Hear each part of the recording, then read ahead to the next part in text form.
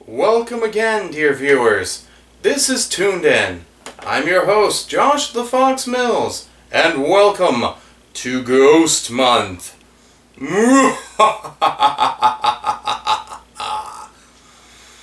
All of October, I will be reviewing cartoons starring or featuring ghastly spirits of the undead, like a certain someone who lives in my attic. I'm not a spirit, and I'm not undead. What about ghastly? I haven't caught that Pokemon yet. Anyway, I review cartoons, no matter how new, no matter how old, no matter the cost. This week I start off with a Harvey Toon'd classic, with a very friendly ghost. Ladies and gentlemen, please join me after the credits as I welcome Casper.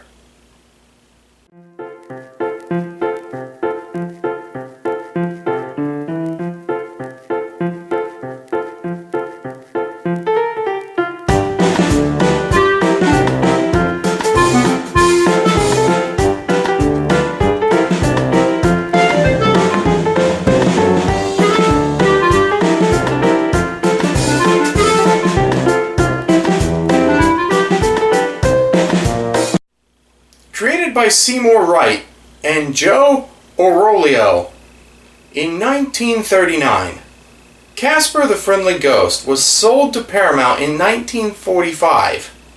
After a few successful films, he was then bought by Harvey Comics in 1959. This game of hot potato with the Casper franchise would continue up to 2012 with its current owner, DreamWorks Animation. Yes, DreamWorks owns Casper the Friendly Ghost. I suspect a movie or series is in the works as we speak.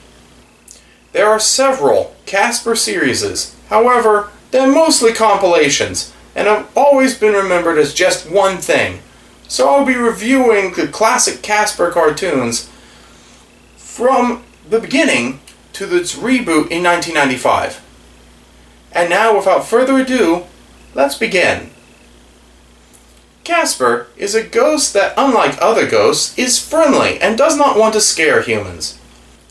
He has to contend with his fellow ghosts who disagree with his philosophy, as well as other supernatural creatures that wish to prank and harm the living. This premise has been used for decades without it becoming stale or boring. Since the plot has not changed or deviated all this time, I don't have to really cover that. Heck, I already have. That being said, let's get into some of the main and reoccurring characters.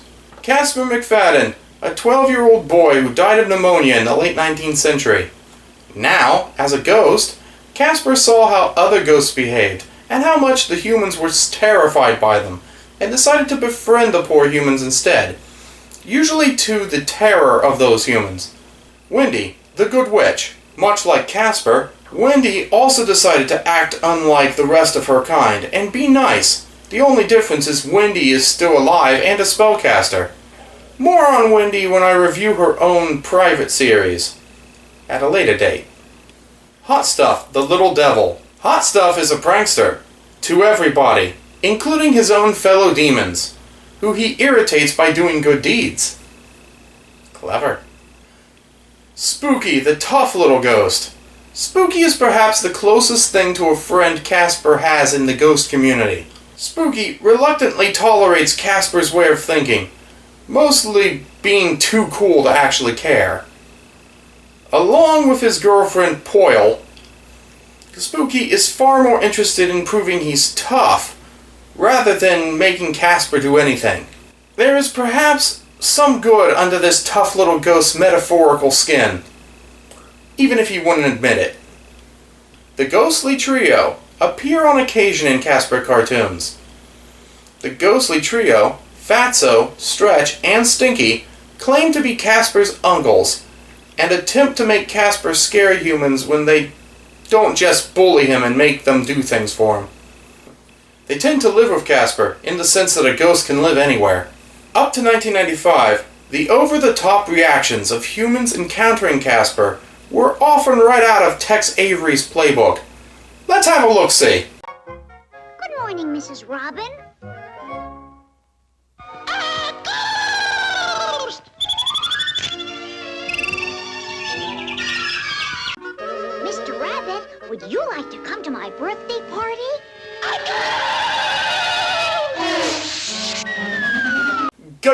Ghost! I love it.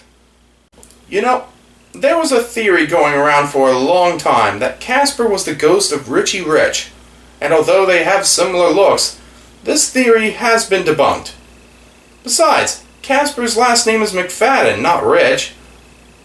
Oh, and Richie Rich will be reviewed at a later point. As for this review, I seem to be out of things to talk about already, so it's time to find out. What does the fuck say? Casper is a beloved icon, and recognized and referenced by people who have never even seen the original cartoons. When your name is a sarcastic name to call any ghostly figure, you've done pretty well for yourself. Now, there's another Casper cartoon to review later, but that's better saved for next year's Ghost Month. Next week, there's something strange in the neighborhood, and who am I gonna call? Find out in the next episode. Until then, stay tuned.